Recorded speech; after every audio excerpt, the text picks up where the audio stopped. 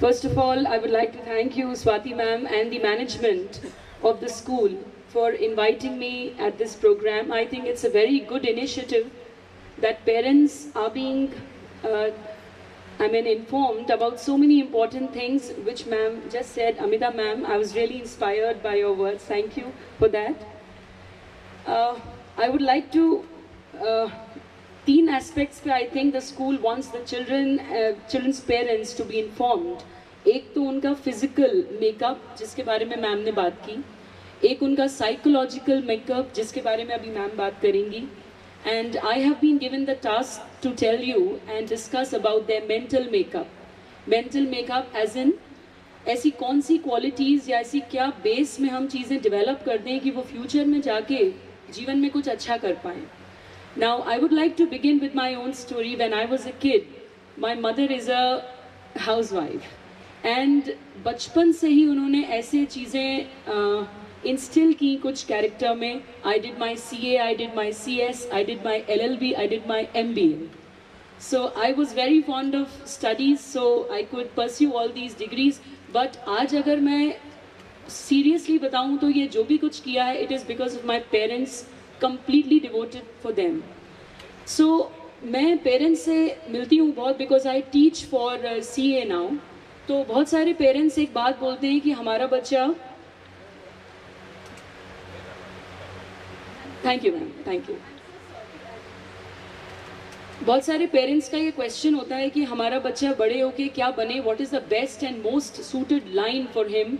CA बनाएं, CS बनाएं, IITN बनाएं, डॉक्टर बनाएं, लॉयर बनाएं, जर्नलिस्ट बनाएं, क्या बनाएं. मेरा ऐसा मानना है कि बच्चा जो भी बनता है फ्यूचर में उसकी आती हैं. बताइए, जवाब दीजिए. सारी बिल्डिंग्स ढहती हैं या कुछ बचती हैं? कुछ बचती हैं.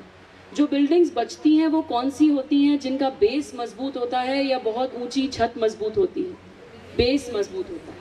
बेस किसी बिल्डिंग का कब डलता है? जब वो बिल्डिंग स्टार्ट होती है बननी, या बनने के बाद अपन उसको पेंट करते हैं बेस को स्टार्टिंग में.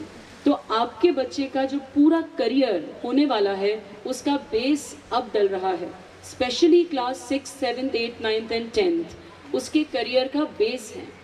फ्यूचर में हम बच्चे को कंप्लेन करते हैं तुम ये नहीं कर रहे, ये नहीं कर रहे, बट हमको समझना होगा कि उसके बेस में कहीं कमी छूटी है जो आगे जाके दिक्कत देती है.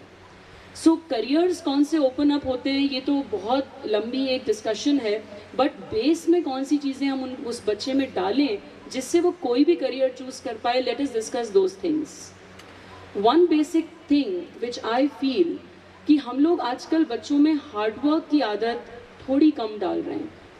सुबह बच्चा उठता है, बहुत ही कम पेरेंट्स हैं जो इंसिस्ट करते हैं कि पहले अपना बेड अरेंज करो फिर तुम्हें नाश्ता मिलेगा.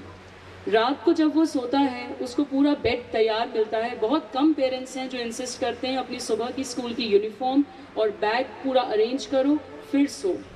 बहुत सारे पेरेंट्स ऐसे हैं जो पूरे बच्चे की अलमीरा खुद उसको जमाते हैं, बच्चे को इंसिस्ट नहीं करते कि तुम वो चीज़ करो. अब यू वुड थिंक इन चीज़ों का पढ़ाई से क्या लिंक? बहुत गहरा लिंक है. अगर हम अपने बच्चे में नीटनेस की आदत डालते हैं, डिसिप्लिन की आदत डालते हैं, तो वो नीटनेस घर की अलमीरा और बिस्तर से उठ के उसकी किताबों में आती है. उसका प्रेजेंटेशन चेंज हो जाता है. और जिस बच्चे का हैंड राइटिंग, प्रेजेंटेशन अच्छा होता है, किसी भी एग्जामिनर को सबसे पहली चीज़ बच्चे की वो अट्रैक्ट करती है. हम सोचते हैं इसकी राइटिंग इम्प्रूव नहीं हो रही, इसका प्रेजेंटेशन इम्प्रूव नहीं हो रहा. द पॉइंट इज़ कि उसने समझा ही नहीं है कि नीटनेस, प्रेजेंटेशन और डिसिप्लिन क्या है.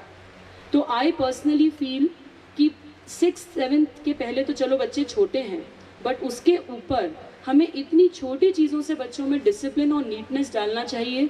उसका खुद का बेड, उसका रूम, उसका अलमीरा, और उन्हें छोटी छोटी खुशियों से लिंक करना चाहिए कि तुमने ये किया तो let me give you this, तुमने ये किया, उसे मोटिवेट करना चाहिए ऐसा करने के लिए. तो आई फील कि एक चीज़ जो बच्चे में आनी चाहिए वो है नीटनेस एंड डिसिप्लिन. सेकेंड चीज़, हम बच्चे को अक्सर दूसरे बच्चे से कंपेयर करते हैं और वो उसे बहुत ख़राब लगता है. उसे लगता है मैं इतनी मेहनत करके यहाँ तक तो किया, बट मम्मी ये या पापा ये नहीं देख रहे हैं कि मेरा क्या रिजल्ट आया है, वो देख रहे हैं देखो दूसरे का तो बेहतर आया है और उस बेहतर में तुम्हारे की कोई इंपॉर्टेंस ही नहीं है. वो बच्चे को पढ़ाई से दूर करता है। उसे लगता है ये चीज़ मुझे सक्सेस नहीं दे रही है, और वो धीरे धीरे जो पढ़ाई से दूर होता है तो उसका एक इच्छा सी ही नहीं होती है वो काम करने की। हर व्यक्ति जिस चीज़ से खुशी पाता है वही काम रिपीटेडली करता है। अगर उसको पढ़ने के बाद भी आपसे सिर्फ डांट मिल रही है या सिर्फ कंपैरिजन मिल रहा है तो वो उससे दूर होता जाता है। और बड़ी क्लासेस में किसी बच्चे को ज़बरदस्ती पढ़ाना तो बहुत ही मुश्किल है। तो आपको बचपन से, मुझे ऐसा लगता है कि क्लास 6-7 जो भी उसका रिजल्ट है, अगली बार उसके रिजल्ट का ही बेस टारगेट देना चाहिए, ना कि किसी और से कंपेयर करके। अगर उसका 75% आया है तो आप उससे कहें बेटा नेक्स्ट क्लास में बस 3% तो और एक्स्ट्रा ले आ। टेंजिबल टारगेट और टेंजिबल रिवॉर्ड, किसी से कंपैरिजन नहीं करना, क्योंकि ये कंपैरिजन उसको दुख देता है और जो चीज़ हमें दुख देती है हम उस चीज़ से दूर हो जाते हैं। तो हमें उसे पढ़ाई से जोड़ना है, तोड़ना नहीं है। तो आई फील कि उसको हमें उसी के रिजल्ट पे बेस्ड नेक्स्ट टारगेट देना चाहिए और उसके छोटी छोटी उसको encouragement देनी चाहिए, which I feel. First thing I said neatness and presentation and discipline at home. Second thing I said no comparison with anybody. खुद से ही उसका टारगेट हम सेट करें. The third important thing I feel is respect for others. Now you would again say पढ़ाई से respect का क्या वास्ता? बहुत बड़ा वास्ता है। हम सुबह बच्चों को बिल्कुल इंसिस्ट नहीं करते कि तुम सुबह उठो, पेरेंट्स के या घर में दादा दादी हैं तो उनके पाँव छुओ। सुबह नहीं मिल पाते हैं पेरेंट्स तो रात को दादा दादी या पापा घर में मम्मी जो भी हैं उनके पाँव छुओ। उसके अंदर दूसरों के प्रति रिस्पेक्ट की भावना नहीं है और ये चीज़ घर से स्कूल तक आती है और स्कूल के टीचर्स को भी वो रिस्पेक्ट नहीं देता। जीवन का सीधा उसूल है, आप किसी को प्यार देंगे तो आपको प्यार मिलेगा, आप किसी को रिस्पेक्ट देंगे तो आपको बदले में कुछ मिलेगा। स्कूल के टीचर्स अगर बच्चे को कुछ देना चाहते हैं तो बच्चे ही उसको रिसीव नहीं करते।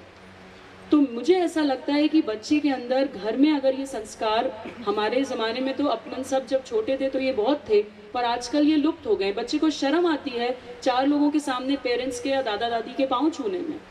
और ये चीज़ आप कहेंगे पढ़ाई से कैसे लिंक्ड है? ये ऐसे लिंक है कि जो ज्ञान देने वाला है टीचर, वो उसी को रिस्पेक्ट नहीं करते।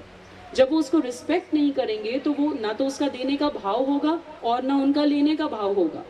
तो आई पर्सनली फील कि पढ़ाई में सक्सेसफुल होने के लिए ये एक बहुत इंपॉर्टेंट स्टेप है, हम घर में दूसरों का आदर सिखाएं। आदर शुरू होता है अपने घर से, दादा दादी का आदर करें। अगर घर में मदर और फादर अपने पेरेंट्स को बैक आंसर कर रहे हैं तो वो देख रहा है कि दादा दादी को मम्मी पापा ही रिस्पेक्ट नहीं करते, तो वो क्यों करेगा? वो रिस्पेक्ट नहीं सीखेगा। मैम ने अभी एक बहुत अच्छी बात कही थी, आप चाहते हैं बच्चा ना चिल्लाए तो आप भी मत चिल्लाइए। इन द सेम वे आप चाहते हैं कि वो रिस्पेक्टफुल बने दूसरों के प्रति, तो आप भी दूसरों को रिस्पेक्ट दीजिए। आई एम सॉरी टू से दिस माइट हर्ट, बट हम अपने अंदर झांक के देखें, हम भी आज कहाँ रिस्पेक्ट दे पा रहे हैं अपने एल्डर्स को। तो वो रिस्पेक्ट वो सीखता नहीं है, स्कूल तक वो आता नहीं है और स्कूल के टीचर से उसका गैप क्रिएट हो जाता है। तो वो सीखना जो उसको है वो सीख नहीं पाता। तो आई वुड इंसिस्ट कि अगर हमें उसको लाइफ में सक्सेसफुल बनाना है तो ये बेसिक संस्कार हम उसके दें। I will come back to my point. First point I said discipline and neatness. वो आती है उसकी किताबों तक। Second thing, not to compare with anybody. और उसी के बेसिस पे उसी का अगला target. Third thing I would say respect for others, respect for elders. And the fourth thing which I feel, अब subject specific बात करते हैं तो कई बच्चे मैथ्स से बहुत डरते हैं। हम भी बच्चों को कहते हैं ठीक है मैथ्स पे उतना फोकस नहीं है, बट आज की डेट में आप आईआईटी से लेकर किसी भी लाइन में आ जाएं, मैथ्स हर चीज़ का बेस है। एक मैथ्स और दूसरा इंग्लिश। अगर बच्चे की English which means spoken English, written English, handwriting, ये तीनों forms of English are very very important for the child. किसी भी एग्जामिनर का first impression is the last impression, और वो फर्स्ट इम्प्रेशन उसकी इंग्लिश से पड़ता है। तो इंग्लिश पे बहुत फोकस होना चाहिए पेरेंट्स का, क्योंकि हम बात ये कर रहे हैं कि हम बेस में क्या ऐसा एलिमेंट डालें कि वो सक्सेसफुल हो पाए। So I am talking about this subject. तो one subject I feel is maths, जिस पे हमें अति फोकस देना चाहिए, विच मीन्स अगर वो नहीं कर पा रहा है तो we should find ways and means कि मैथ्स में उसका इंटरेस्ट आए। उसे क्लास में फर्स्ट आने का टारगेट मत दीजिए, मैथ्स में फुल स्कोर करने का टारगेट दीजिए। मैथ्स स्ट्रॉन्ग होगी तो बाकी सब्जेक्ट्स थोड़े ऊपर नीचे हो भी गए तो आगे उसको दिक्कत नहीं होगी। Maths is extremely important. 11th-12th के पहले मैथ्स छुड़वाना नहीं चाहिए। कई पेरेंट्स सोचते हैं कि 11th-12th में मैथ्स बहुत टफ होता है तो इसका स्कूल का परसेंटेज 12th बोर्ड का डाउन हो जाएगा, तो हम मैथ्स ना दिलवाएं। वो बहुत बड़ी गलती है, क्योंकि बिना कैलकुलेटर के 12th तक मैथ्स करनी होती है। उससे उसके दिमाग की शार्पनेस इंक्रीज होती है, उसका एप्टीट्यूड और आईक्यू दोनों इम्प्रूव होता है। बिल्कुल नहीं छुड़वाना है। जो 10th में पेरेंट्स हैं स्पेशली, उनके बच्चे 11th में जो भी सब्जेक्ट लें, भले ही कॉमर्स लें, पर मैथ्स नहीं छोड़ना है साथ में। कॉमर्स विद मैथ्स लें। Second subject I said English. These 2 subjects are the base जो उसको हर जगह काम आते हैं। नाउ पढ़ाई के साथ साथ हमने बचपन से कहावत सुनी है, all work and no play makes Jack a dull boy and Jill a dull girl. ये बिल्कुल सच है। आप उसको कम से कम एक आदत ऐसी डालिए, आप उसकी खूबी पहचानिए और पढ़ाई के साथ वो एक आदत डालिए। उसका एक रीज़न है, उसको कहीं से भी खुशी मिलना चाहिए कि मैं कुछ कर सकता हूँ। पढ़ाई में हो सकता है वो क्लास में फर्स्ट ना आ पाए, पर वो दूसरी किसी चीज़ से खुशी पा ले। खुशी ही बच्चे को कॉन्फिडेंट पर्सन बनाती है। अगर उसको लगता है कि मैं किसी चीज़ में तो एक्सपर्ट हूँ, तो वो उसको कॉन्फिडेंस देता है, और this confidence can take the child to any height. तो आई अगेन फील कि पढ़ाई के साथ साथ एक हैबिट, चाहे सिंगिंग हो, चाहे डांसिंग हो, चाहे पोइट्री राइटिंग हो, चाहे पेंटिंग हो, बैडमिंटन हो, स्पोर्ट हो, एनीथिंग, चेस हो, कैरम हो, कुछ भी हो, बट उसमें वो एक्सेलेंट हो। आप उसमें एक्स्ट्रा टाइम दीजिए, भले आपको क्लास लगवानी पड़े, क्योंकि हमारा टारगेट क्या है, उसे कहीं से खुशी मिले, उसे कहीं से सेंस ऑफ अचीवमेंट मिले, वो उससे कॉन्फिडेंट पर्सन बनेगा। तो एक तो पढ़ाई के ये 2 सब्जेक्ट्स, मैथ्स एंड इंग्लिश, शुरू से इन पे फोकस। सेकंड, 1 एक्स्ट्रा हैबिट जिस पे रेगुलर टाइम, वीक में 3 दिन तो कम से कम वो एक्स्ट्रा क्लास जाए फॉर दैट थिंग। आप भी उसको प्रोत्साहन दें कि नहीं ऐसा करना है। This is what I feel कि can give a good base for the child. बाकी जो parents I think 6th 7th 8th 9th में हैं, they would not be very much interested कि सब्जेक्ट की चॉइस कैसी होना चाहिए। तो maybe we can have a separate discussion over this कि कौन सा सब्जेक्ट किस तरह के बच्चे के लिए ठीक रहता है। तो वो दैट्स अ सेपरेट डिस्कशन। अभी let us come back to my points. First point again, आप आज ये प्रॉमिस करके उठिए कि छोटी सी उसकी आप आदत डालेंगे। First thing, neatness and discipline. उसकी अलमीरा, उसका रूम, उसका बेड, ये उसकी रिस्पॉन्सिबिलिटी होना चाहिए to keep it correct. Second thing, आप उसकी आदत डालिए कि वो दूसरों को रिस्पेक्ट करे। घर में वैसा माहौल बनाइए, घर में टेंशन्स हो सकते हैं, financial tensions, business tensions, husband wife tensions, relative tensions, उसके सामने डिस्कशन ना हो, पीछे हो, सामने बुराई ना हो। नेगेटिविटी घर में से हटाएं, नेगेटिविटी ना लाएं। ऐसा नहीं हो सकता कि घर में ये प्रॉब्लम्स ही ना हो, प्रॉब्लम्स तो हैं। आजकल तो इतनी ज़्यादा सबकी लाइफ में प्रॉब्लम्स हैं। बच्चों के सामने थोड़ा कंट्रोल करें और नेगेटिविटी ना लाएं, उसको एक पॉजिटिव इंसान बनाएं। हर चीज़ में बुराई देखने वाला व्यक्ति ना बनाएं। ग्लास को हमेशा भरा हुआ, अगर एक ग्लास में पानी भरा है तो वो आधा खाली ना देखे, आधा भरा हुआ देखे, और ये देखे कि इसको खाली करके दोबारा भरा जा सकता है।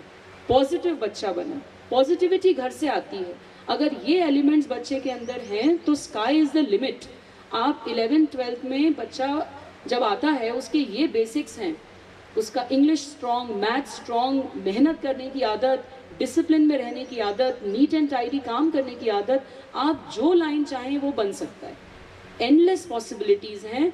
वो एक बात का डिस्कशन है, मेन डिस्कशन है उसको एक स्ट्रॉन्ग पर्सन बनाना, कॉन्फिडेंट बनाना।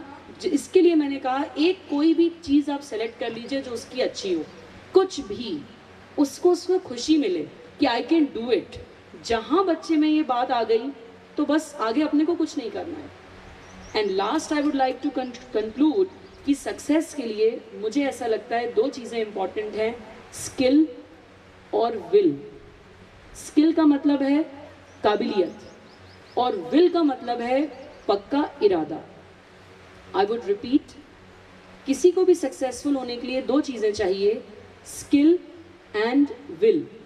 स्किल का मतलब काबिलियत और विल का मतलब पक्का इरादा।